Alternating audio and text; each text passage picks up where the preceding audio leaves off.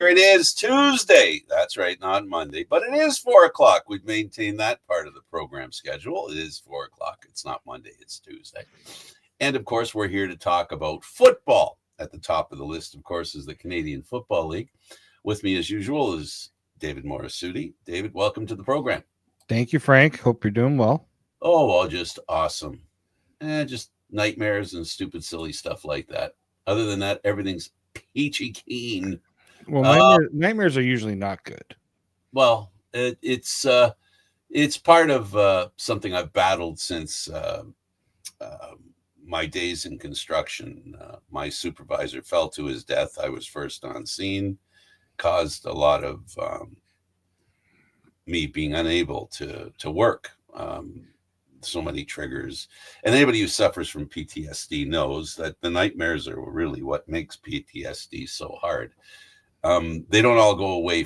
I've yet to be able to say that they've gone away permanently. They've never gone away permanently, and they're an issue to deal with. One that's, look, I'm not looking for sympathy here. I'm just saying it is from time to time a tough situation. And people have it tougher than me, so I'm not going to sit here and sound like I'm whining. It's not necessary. I don't have to whine, and I don't have to complain too much about my life because it isn't that bad. But unfortunately, sometimes what happens is things like this get in the way of your life, and that's just what happens. Let's get on to the subject matter, and of course, that subject matter is the Canadian Football League. And as everyone knows who's tuned in with us or followed anything to do with the Canadian Football League, know that we cover the Toronto Argonauts. And we know that the schedule this year, we haven't really talked about the schedule, David. They really are moving away from the weekend, the Saturday on the weekend. When they did the schedule reveal, what I appreciate from the CFL when it comes to the schedule, they did a better job of explaining why they did the way they did it, right? Some of the finer points. I'm just trying to find that email that the CFL has sent me about the schedule, because it wasn't just that they revealed the schedule. It was how the schedule was done up, and the one thing many people had noticed was. Let me see if I can find it. It was meant to, I think, curb some of the issues that the people had with the way that everything was done, like last year, right? A lot of those Thursday night games, that was beginning to take a toll on attendance around, not just around the league, right? So. Here's like, if I bring up the three things that they said, 3 points: striking a balance. No clubs have a 4-day turnaround. Remember how many players said 4 days between games? That was no bueno. And McLeod Bethel Thompson was one of the loudest. Yeah. No club has more than 3 instances of playing an opponent that's coming off a bye week, right? 23 games will kick off at 4 p.m. local or earlier, a 44% increase compared to 2024. Now, this is the most important part: providing families and kids more opportunities to come together at the stadium to cheer on their favorite teams. That was a big issue, especially in Toronto. We talked about getting to the stadium, getting home. It's okay. 7 o'clock's not so bad because you're. The game's done at what, 10:30. It's not. You imagine you have a child, you have a couple of kids, you're not getting home till 11:30 on a Thursday night. That's tough, right? It's at Fridays when you have a lot going on in the city. It's really tough. I think that was probably the biggest thing when it came to the schedule. Getting more of those afternoon starts was crucial, because they played a lot to the TV audience to have the night games, but it didn't play again. I think they overcompensated how much they needed a TV audience. Yeah. Absolutely. For us, because we did go to a few games, we go to all the games, and there were a few games that I think more last year than any time I could remember, David. I think last year was probably, on the whole, one of the worst seasons in as far as getting to the park and leaving the park is concerned. And that's not something that I'm saying, boo-hoo. It really was bad. And when I say bad, I'll highlight it with one very simple statement, one tiny little experience that lasted over an hour. That was moving the car 12 feet out of the parking lot. We sat there for over an hour waiting to get out of the parking lot. The lot. Just the lot.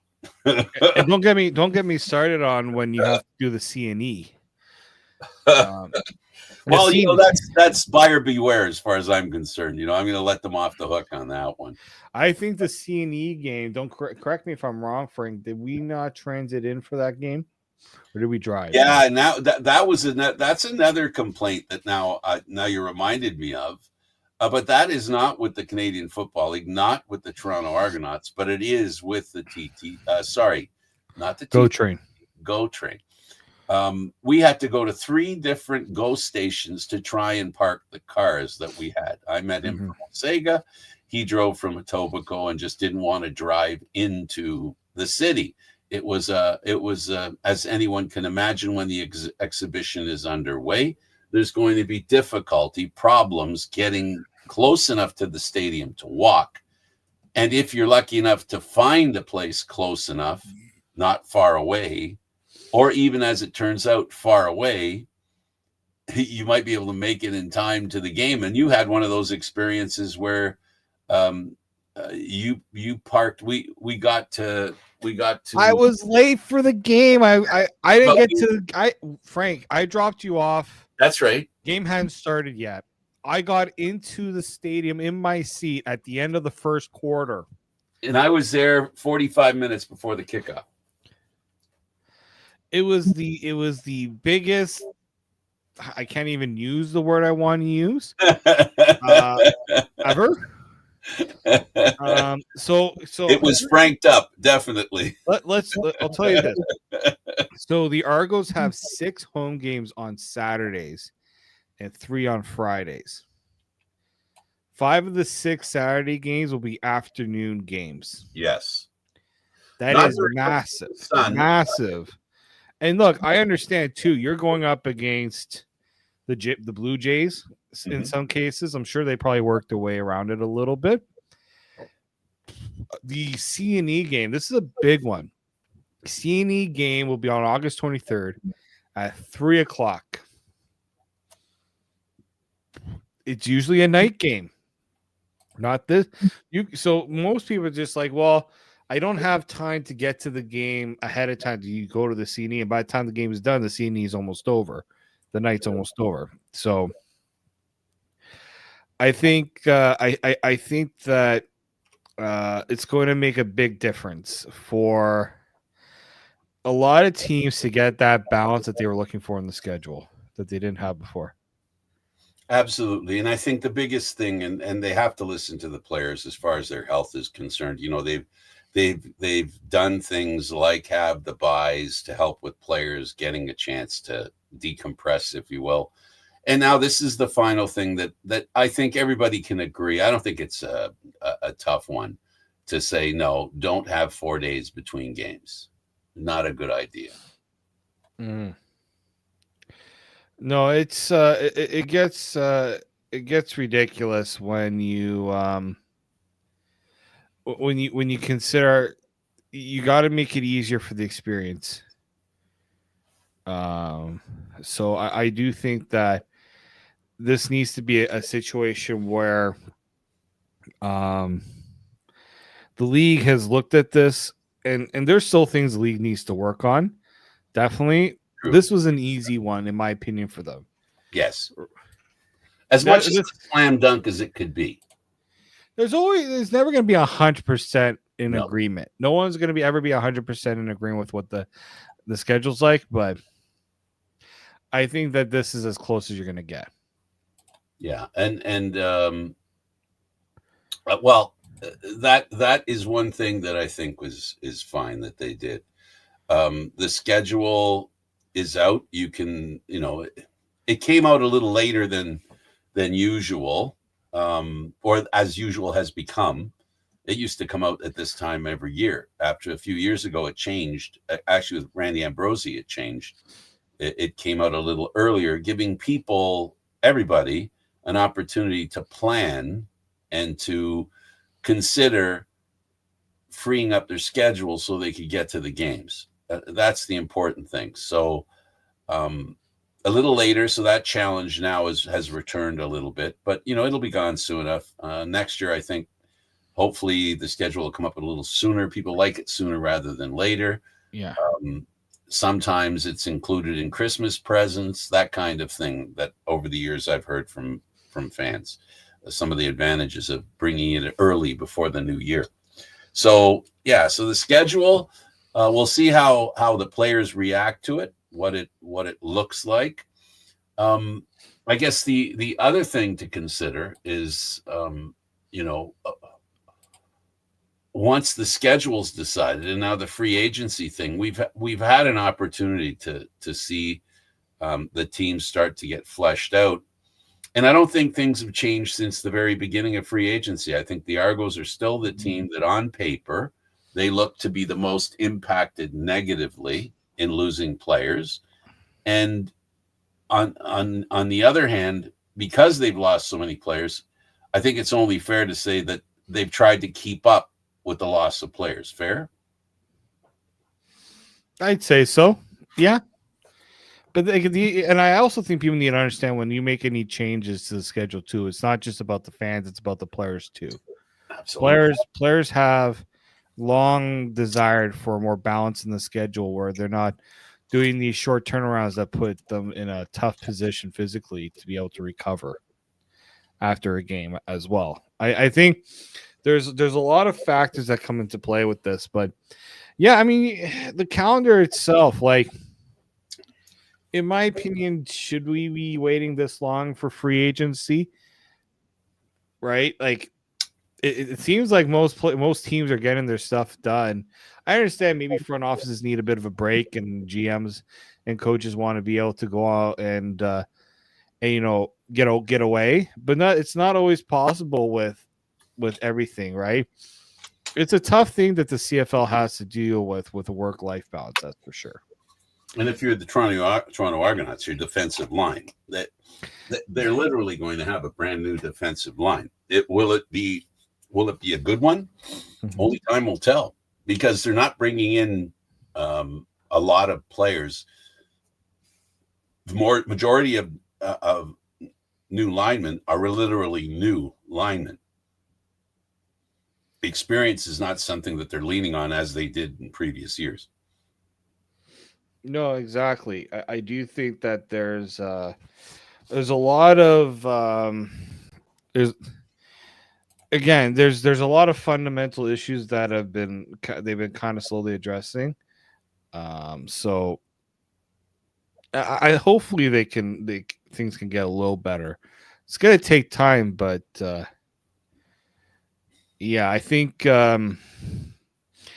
nothing's ever going to be perfect. I think the CFL has been more mindful of it. I think the fact that the CFLPA has been more involved in this stuff, I think, has lent to help the league a bit more. But again, you're never going to be perfect on these. I think the players understand that it's a business, and businesses are run a certain way. But I think the CFL has also realized that, the business hasn't exactly been it hasn't been at its best. So adapting and making changes to help it is certainly important. Yeah, real quick, Deshaun Amos, Fraser Sopik, Tunde Adeleke. Oh, this defense! People are going to look at this Argos defense next year and go, "Who?" Jared Brinkman, Kerfella Exume, are all players that are gone. Other than Kerfella Exume, the rest of them are stars, exactly, all stars. In fact, they they didn't keep a lot of players that they could have, but Kadeem Carey stayed with the club. Yeah. New, DeMonte Coxey stay with the team. yeah, Hergy Mayala they brought in, which is Yep. He got hurt. He was dealing with injury, so hopefully he's back. All their quarterbacks came back. And for me, another interesting one is Ciante Evans. He's an interesting pickup. Oh, that was a shrewd move. I think when you look at, I'm just pulling up because I actually put together a bit of a CFL tracker of all the signings and stuff. Mm-hmm. Like you look at this Argos, who they added. We talked about how a lot of their different positions got kind of depleted. They brought in, and I probably have to update this a little bit more, but they brought in so many defensive linemen. They sure did. They're going to try their best to kind of, what's the best way to put it? Retool it on the fly. Absolutely. We obviously still don't know I know it's been rumored that Jason Shivers is going to be taken over as the defensive coordinator, but that hasn't been announced yet. At least I haven't seen anything. But yeah, I mean, look, Ciante Evans, that's a pretty good replacement for, like, I don't know if he's going to play the Royce Metier or Deshaun Amos position, because I don't know I think he's more of a corner than he is a halfback. And then there's the constant plan that the Argos do from training camp, and it creates a little bit of an issue for running up to speed, and that is the way they like to interchange all their defensive backfield, how they all move around. And I don't know how easy that's going to be this year. Yeah, no, I think it's so important, right? That's why, the Argos have really made training camp such a vital part to the evaluation. I mean, it's every team's evaluation process is kind of like that, but I always feel like the Argos have always found guys that they said, okay, maybe he's close, but he's not there yet, and they give them the time to get there. They don't. Some players, maybe that he should be released because he's not fitting. Sometimes you got to give these guys time to adjust. There's going to be a lot of guys coming in from the States too. I think that also you have to keep in mind as well too. Absolutely. Just to give you the idea of contrast, Edmonton didn't keep that many players that they originally had, but they brought in and I like saying these names because Edmonton's really. I'm hoping that they don't have the problem of having. There's always leaders, and then there's the guys that stand back a little bit and let the leaders lead. They have so many great players that could lead a team. I'm just wondering whether they're going to have a logjam at the leadership level. So I'll read the names real quick. Emmanuel Rugamba, Keon Julian Grant, Kobe Williams, Gregor McKellar, Royce Metchie, Tyson Middlemost, Terrell Ford, Jake Serezna, Robbie Smith, Jared Brinkman, David Beard, Sam Akitapong, and Stephen Dunbar Jr. Goodness gracious. None of those players played for Edmonton last year. Mm-hmm. And that's a pretty good group of players. And I'm just wondering how easy it's going to be for them to basically develop a pecking order as far as leadership is concerned. It's going to be. Well, that's going to be on the coaching staff to have to figure that part out. But I don't think there'll be too much. I wouldn't be overly concerned if I was Edmonton. Like, it's never bad to have too many veterans, but there are veterans who I think the front office would have already determined who they believe should be the guy to lead the charge in that regard. Yeah, but a lot of times, David, when people, like we saw, not to change sports, but we saw John Cooper coaching a bunch of players that he only knew from being opponents, right? And what we hear from coaches when they coach somebody they haven't coached, they've only played, coached against them. They learn a lot about those players, and that's what I'm getting at, is that there's a lot for that right, face to face understanding, action on execution that you're putting forward, how these players react. It's going to be interesting. Sorry, I didn't mean to interrupt you, but I mean, it's amazing how many new players Edmonton have that are quality. I'm interested to see how this plays out. Oh, it's gonna be fascinating when you really consider how much how much the teams really do need their veterans to step up. I mean, look, that's always been a big thing when it comes to the how would I say this? When it comes to building the dynamic on a team. Building the dynamics. That's what they always. You can get all the talented players, but now we're realizing how much chemistry is important. Will these guys be able to mesh together too? I don't think that, again, I think people understand that that's something that you can't overlook, in my opinion, right? And I do think that there's more of an understanding of that now than maybe we've seen in the past. I've seen the Argos go out and get really prominent free agents.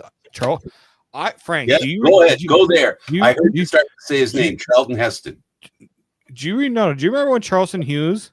Charleston Hughes is such Charleston Heston. Do you remember when Charleston Hughes was a Toronto Argonaut? Yes, and he regrets the move. He recently came out and he said, I think it was this week, he regretted the move because he saw the opportunity, but it wasn't exactly to what I benefited him. Right. And so I do think, I really do think that you have to really understand what your, it's not just about getting the most money. And I don't think that really was it. It's the environment. It's the environment, the opportunities. Can you mesh with the culture too? There's a lot of that are you in your, obviously health plays a factor too. Like Jake Serez, I'll bring this up. Jake Serez was reported he was offered almost $30,000 more to stay in Toronto, and he took $30,000 less to go to Edmonton. That to me says while Serezna played really well in Toronto, he wanted to follow the defensive line coach to Edmonton. He liked what Edmonton was doing. It's just the nature of the way things go.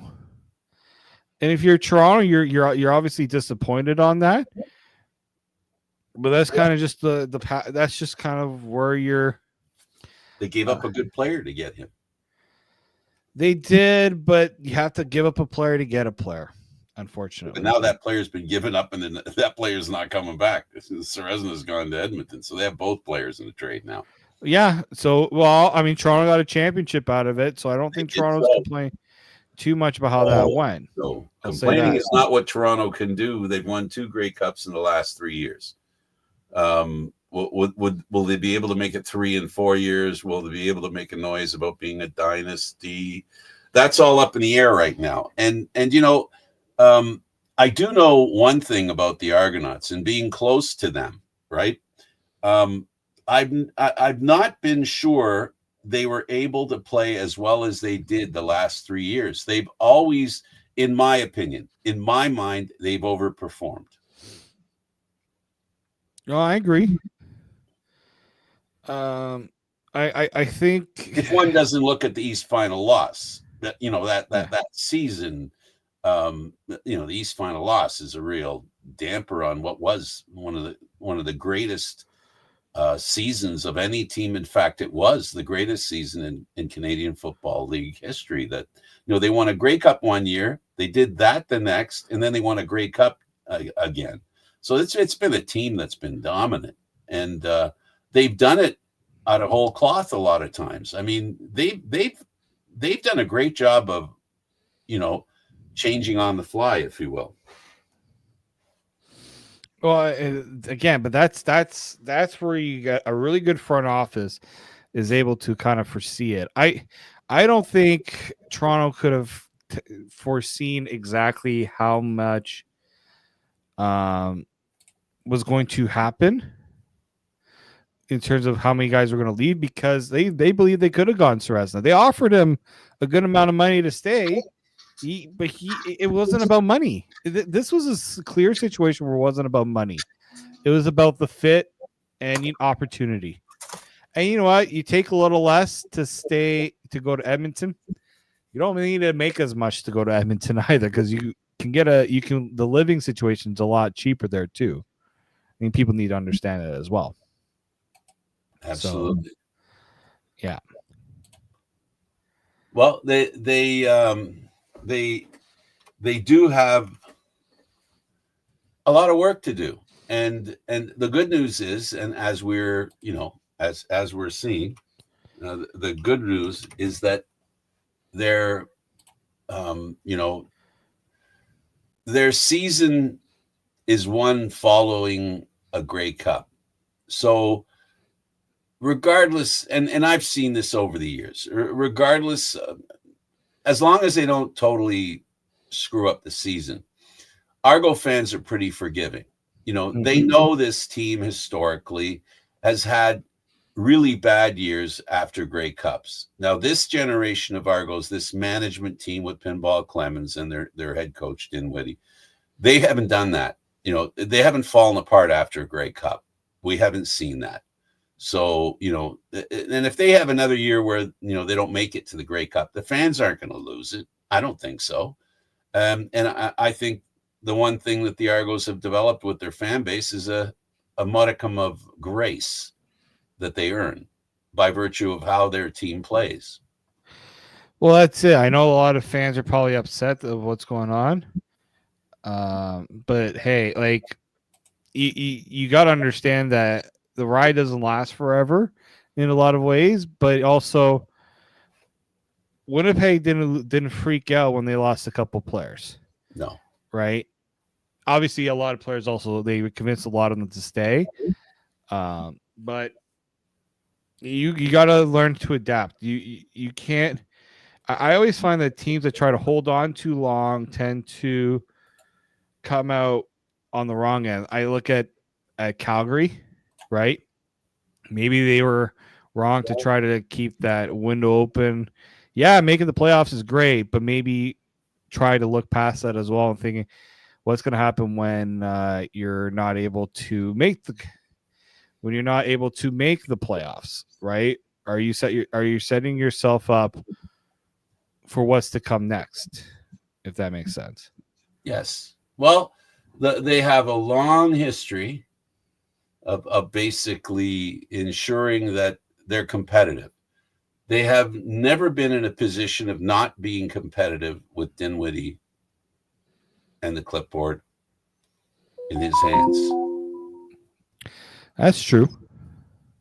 So I don't see it being a problem today or in any time in the near future. I think they've earned the right to basically do the best they can and know that their fans will appreciate what they do. That's the important thing. Yeah.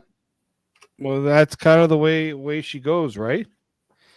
In a lot of ways. So I think that at some point you need to be ready for any look, teams.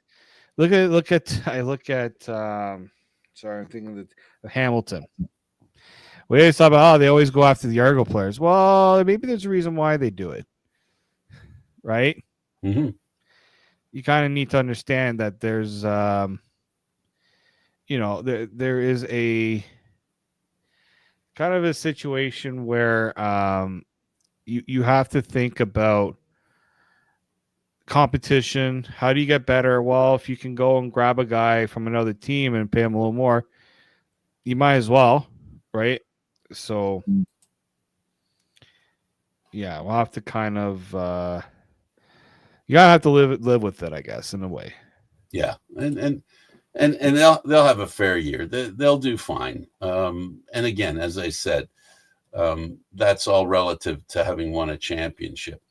Now, we've talked about the teams from our perspective, at least I'll say from my perspective, that needed to make a lot of change because of reaction to losing free agents, the Toronto Argonauts.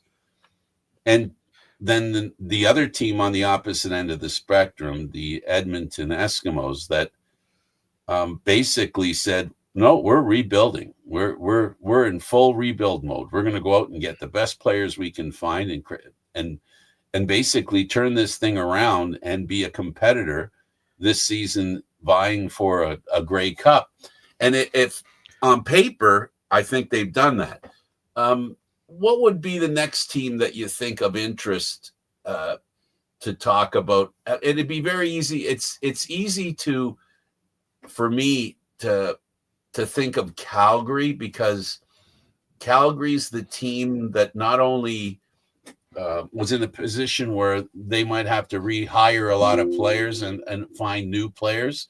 But the real thing is they've got a whole new coaching staff. I think this is the most influx version of the Calgary Stampeders their fans are going to see this year. Mm-hmm. Yeah. I mean, when you look at Edmonton specifically, like you got a new owner, you have a fan base that's frustrated. You can't. It's hard to sell the message of patience when they've been pretty patient.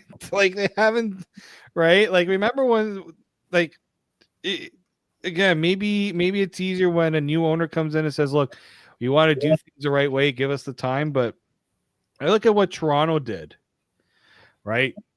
They said, "Well, we don't want to make this a 1-year thing," and look how it's turned out for that team. Playoffs every year. 3 division titles since the new regime has come in, if I'm not wrong. I think that's a pretty good return on that patience, in my opinion. But I mean, look, I think when you look at how everything has come about,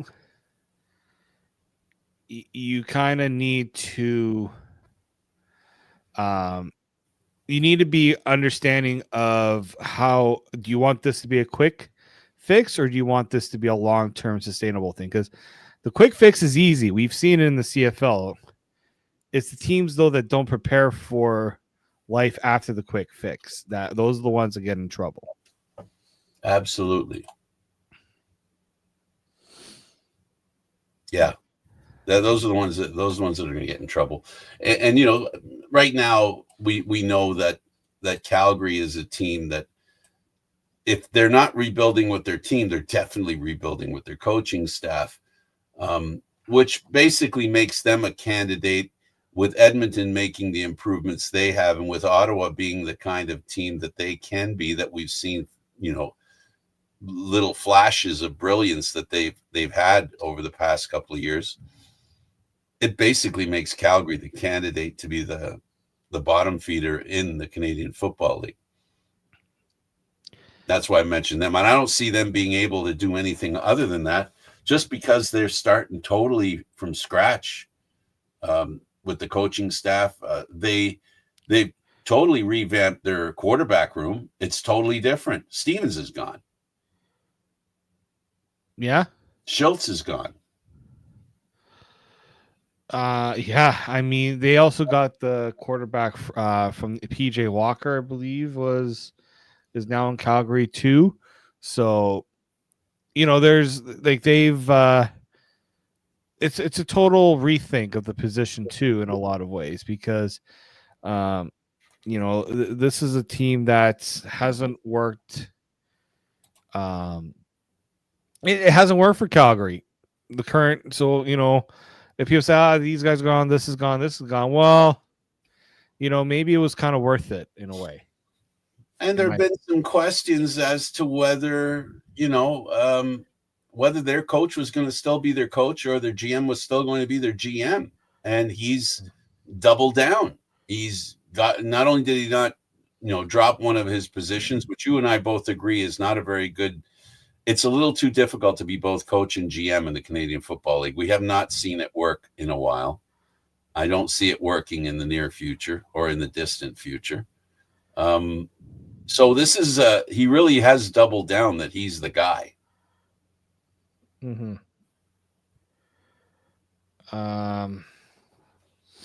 Yeah, I mean,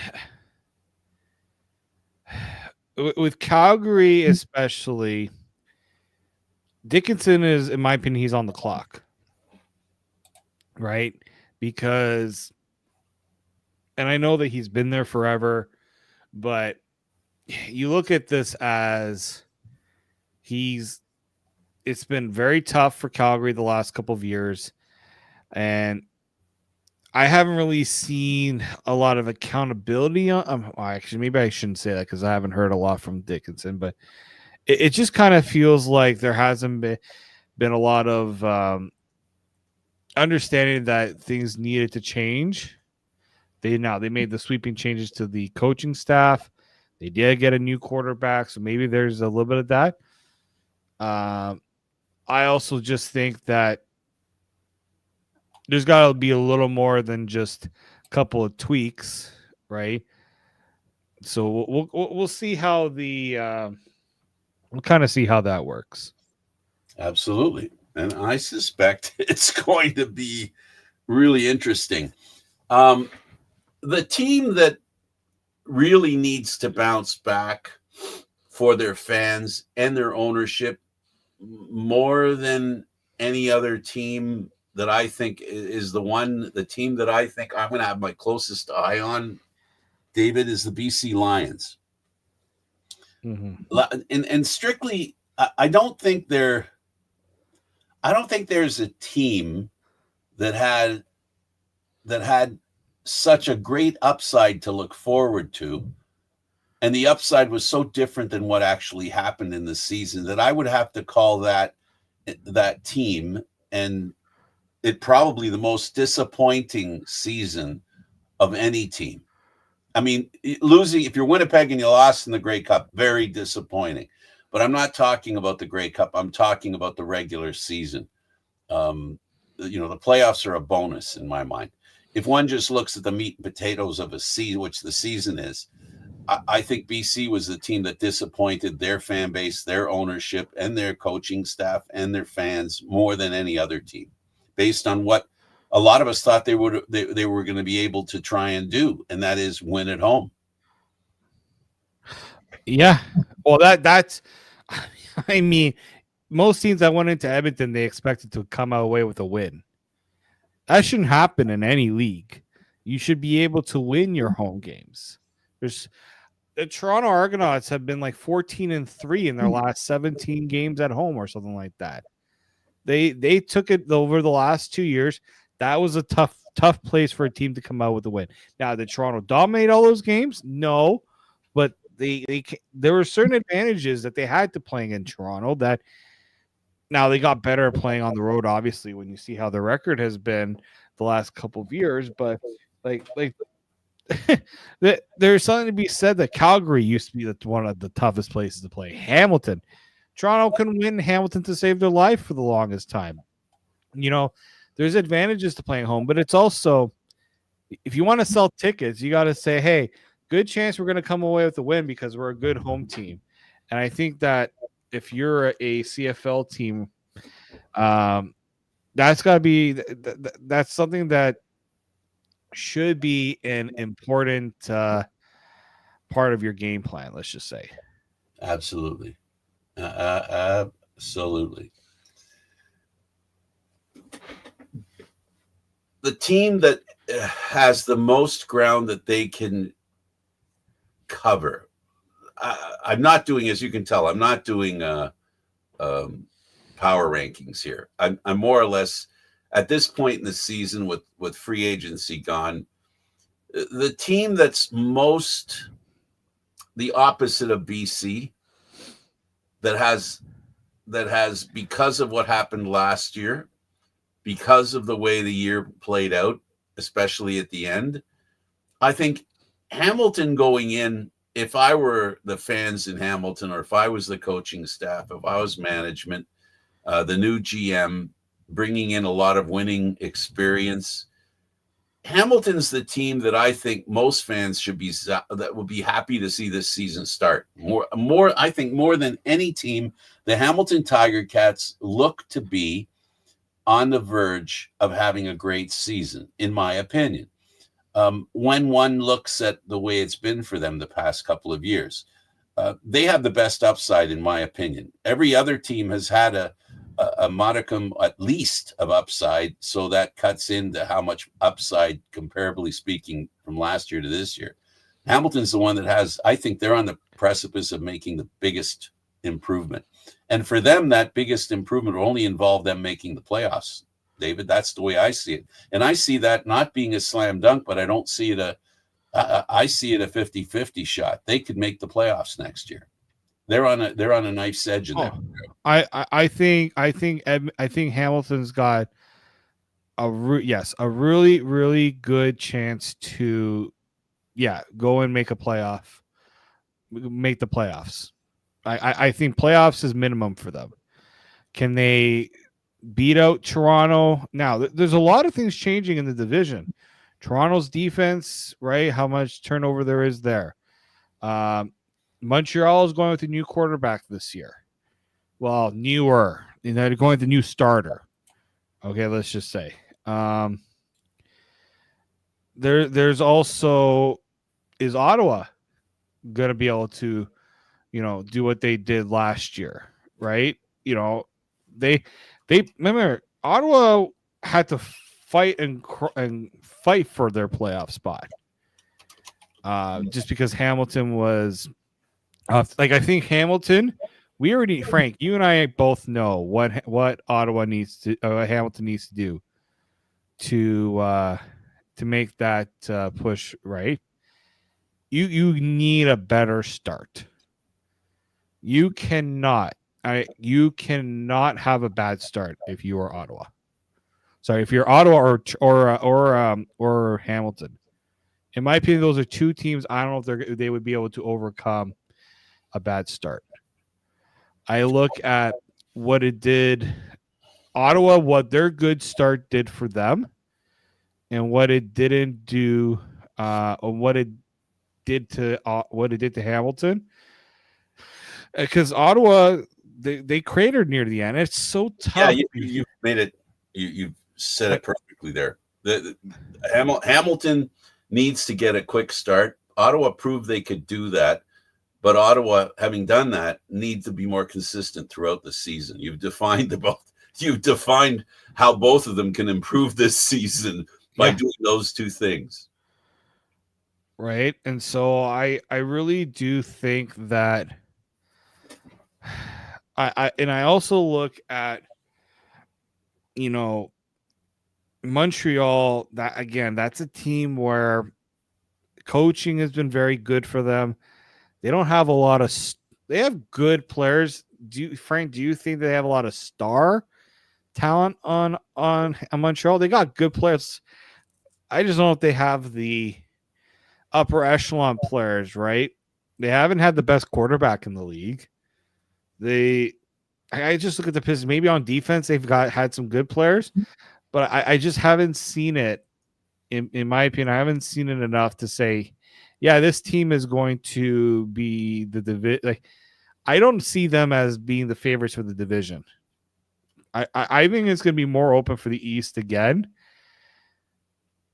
And I also I can't see Hamilton's going to be better. Or are they going to be division favorites? Maybe if their defensive coordinator can work some magic, they got better. Amos is a big pickup for them. I do think that. But that defense was bad. That's got to be the biggest turnaround for Hamilton. Even on offense, isn't enough. I think what you're saying, and I'm going to help you along because I agree with you that if put two things together. What you said there and a quick start will put them in the equation, at least at the beginning of the year, to be, if they have a quick start, they'll be in the conversation, who's first or who gets a home game in the playoffs, right? I mean, either of those things would be an immense improvement for Hamilton. Either of those things, competing for first or getting a home playoff game. Mm-hmm. And they could put themselves in a position there if the Argos if what they built doesn't work, and they're doing a lot of building, and they're doing a lot of stuff they've been very successful at in a smaller fashion. It's going to be a little more of a rebuild for them this year. If the Argos, to say the exact same thing for the Argos, they need to not have a slow start. I'll put it that way. That's what they need to worry about, because if they have a slow start and Hamilton has a quick start, and so does Ottawa, and we know Montreal's going to be in the hunt for first, it's going to be Labor Day got to win the rest of the way. Have a really good winning record from Labor Day on. That could be where the Argos are, and not to say they can't, because they can. Well, they were the hottest team one of the hottest teams after Labor Day, right? Coinciding obviously with them getting their quarterback back. Absolutely, and they're leaning heavily on their quarterback room, very heavily. You have to. I think you've kind of got no choice but to lean on your quarterback room, because that's kind of always been, the strength of Toronto. Actually, I wouldn't even say it's like the last couple of years, they haven't allowed the quarterback issues to really be their downfall. And that's because the defense has not allowed them to get in a position to lose. As far as I'm concerned, the offense of the Argonauts is the opposite of what may happen in Hamilton. In Hamilton, the quarterback could take that team further than they've been. What the Argos quarterbacks have had to do, by virtue of injuries, rookies, that kind of thing, they've had to not lose games. Because as long as they didn't lose a game, they had a defense that basically scored defensive touchdowns. A lot of games were won by the defense, not just playing really good defense and zeroing out the opposition, but outscoring the opposition as well. So, and that they're not going to have that luxury this year, I don't think. I hope I'm wrong for Argonaut fans. But that may not be a case this year, and that's why the offense this year is probably going to be leaned on more than it ever has, in the Dinwiddie era. Mm-hmm. Oh yeah, I mean, Hamilton has just needed a bit of stability. They went through a lot of changes. There's been a lot of adjustments with that group. Right? I think they just needed they need to settle down a bit. In my opinion, they do need to settle down a little bit and just kind of build on what they have, rather than people talk about, is this the end of Levi Mitchell? Are they going to do that? Like, maybe try to, I know for the longest time on Orlando Steinauer, they didn't make the changes between Dane Evans, Jeremiah Mazzoli. That was what they stuck with it, but it was successful, right? Now there's turnover, and people are like, is it the right direction? Do we need to change direction? Let it work out. Give it a chance. I understand Hamilton is craving that championship. They are. They are craving a championship, but you got to give it time to. It doesn't happen overnight. And if you're constantly making all these changes, it doesn't allow it sets you back more than it. I understand they try to get a reset, but the reset also means you got to give it a chance to jumpstart and improve. Yeah, but this year Hamilton doesn't have to do any of that. Montreal, by virtue of the fact that the Eastern Division, again, in my opinion, is in flux more than it's been in a while, in a positive sense. It's in flux in a positive way. We don't know how good Ottawa's going to be. We know they can be good. We don't know how good Hamilton's going to be. We know they looked really good at the end of the last year, and it was their defense. If they can improve that, like you said, you're 100% right. And we also know that Montreal's been a pretty damn good team the past couple of years. So, winning a Grey Cup the year before, last year finishing first, so there's the challenge to make the playoffs in the Eastern Division is probably not any tougher than it's been in a while. I keep saying that every year because it's been true. It's been getting more and more difficult to make the playoffs. You can't make the playoffs or finish first with a 6-12 record anymore. No. Right? You're going to have to do it with a 12-6 record. The reverse is true. Do you think we're going to see a team with a really bad record? Well, the only one we saw last year was Edmonton, and that's something that's bound to change. I really feel it's going to change, and it did, to the point where they weren't the worst team in the league at the end of the year. The team we talked about that has the most to lose and the most change to deal with, the Calgary Stampeders, wore that crown. Mm-hmm. So and they'll wear it again this year. I don't think Calgary makes the playoffs. I don't think Calgary makes it out of the basement unless BC continues this trend of self-destruction, which they've found themselves on the past couple of years. And I call it self-destruction because the problems they've had the past couple of years, David, haven't been teams outplaying them. Mm-hmm. They just haven't played well. Their offense isn't what we thought it would be. Their defense isn't as reliable as it's been in the past. And for some reason, they've self-destructed. Now, they've gotten rid of a quarterback who, in my opinion, reflects that very trend. Adams is I'm really good or I'm really bad kind of quarterback. And that kind of inconsistency, I think, is something that he needs to get rid of for his own sake, and BC had to get rid of to just get past that inconsistency. And their hope is their young quarterback that was the best quarterback in the Canadian Football League 2 years ago gets back to that form. And if he does, and their BC Lion defense returns as we're more accustomed to seeing them, they'll be competing for first place in the Grey Cup. Yeah, I mean, you look at Winnipeg too. They eventually figured it out. Yeah, that is a great organization. I don't think there's been a better organization the last 10, 11 years. I think I'll give this to Hamilton. What do they decide to do? They went into that organization to find, to go and find players, and a GM that knows those players. Mm-hmm. Right. Well, that's it too. He is a real good, he's a good pick for GM. He was ready. Yeah, I mean, that like that in a lot of ways.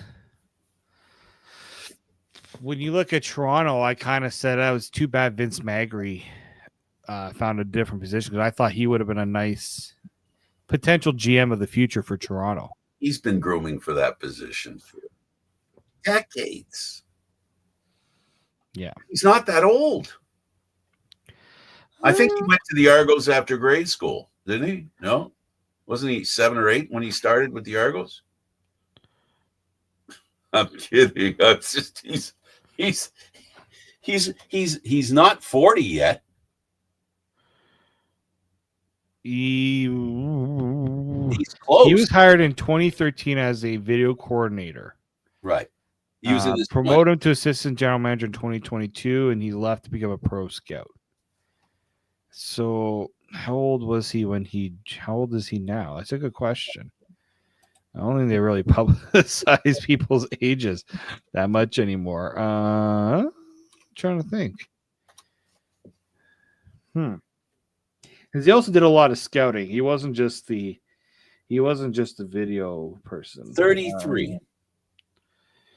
Let's see. I'm just trying to think. I'm trying to figure out. Okay, so I'm curious. Well, I am really curious.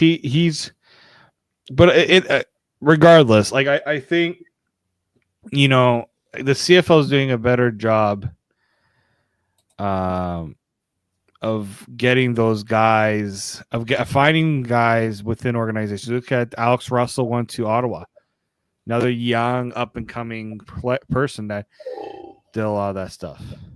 Okay, now Frank wrote an article about him. He was 33 and 22, so he's 36. There you go.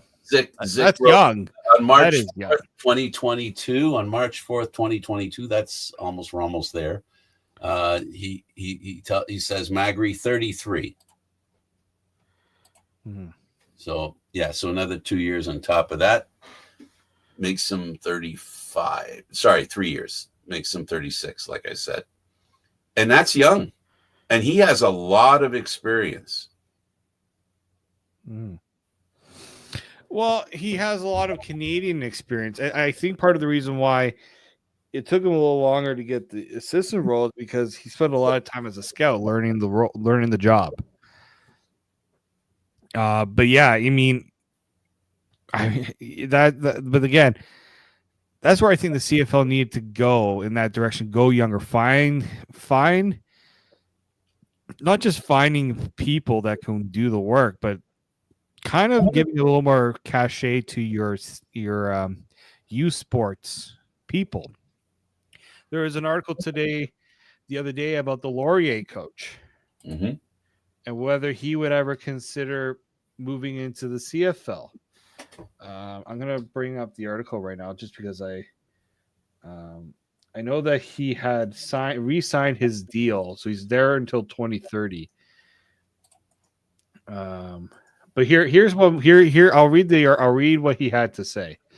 So Wilfrid Laurier head coach Michael Folds likes his job despite interest from the Canadian Football League.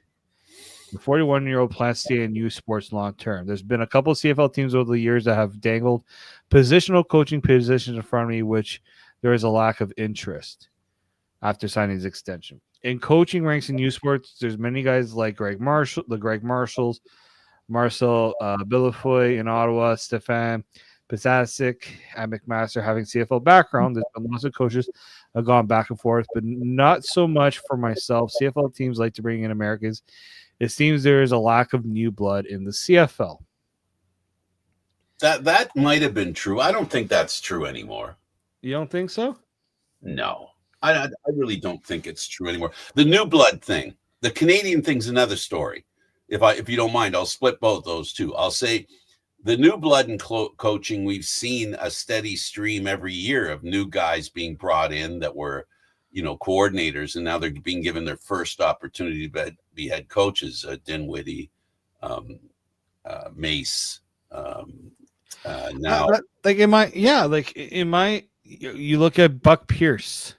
Buck Pierce is the fourth one in the last since Dinwiddie. Look at Mark Killam.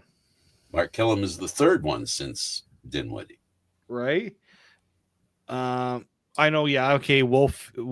We look at Bob Dice. He's been around the block a few times. Okay. He can be counted as two because he was not a head coach until he was made a head coach.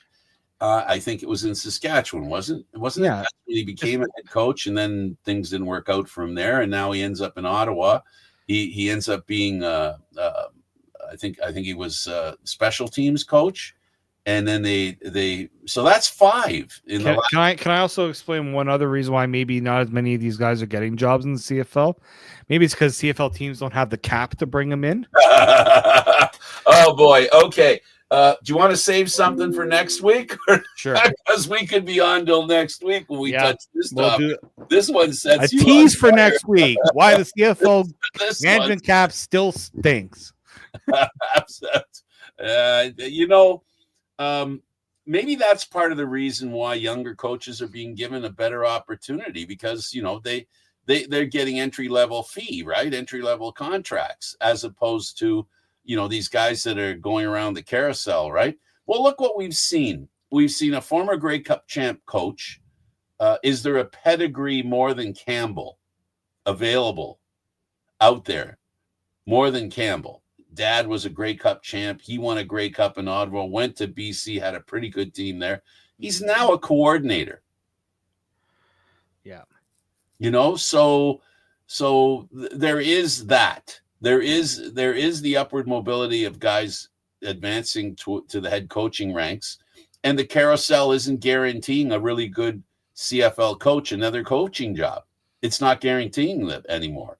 We've seen this happen now for the past few years. Mm-hmm. And do I have something against experienced coaches? Absolutely not. Do I like to see new coaches with new ideas? Absolutely, I do.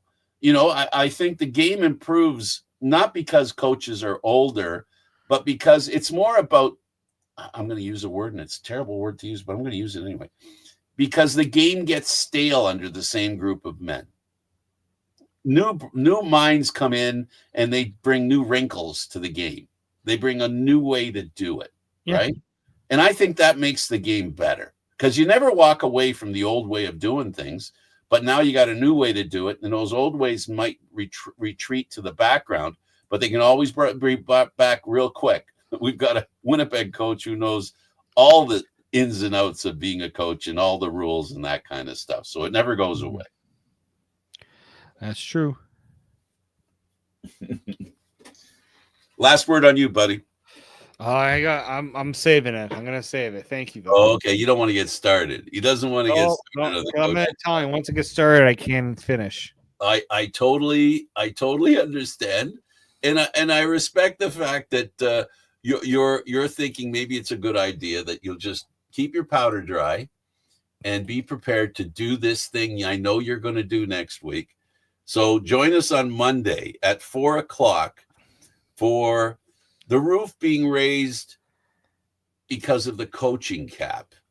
And I got to tell you, the thing about the coaching cap is, this is the teaser, is the cap is going up for the players. What we haven't heard, and this is my tease for next week, we haven't heard the coaching cap going up, have we? Haven't heard. Well, they whether it has or hasn't, they won't tell us. I would say. Well, if there's a cap, they should tell the fans. But that's just, we'll figure it out. We'll get someone to tell us a little more about it next week. We're going over, Frank. Okay, ciao, buddy. Right. He's David Morassutti. I'm Candid Frank Stanishi. Thank you for watching CFL Football Talk. Join us again next week on Monday, and don't forget Candid Frank Stanishi on YouTube. Candid Frank Stanishi 10:30. See you again next time.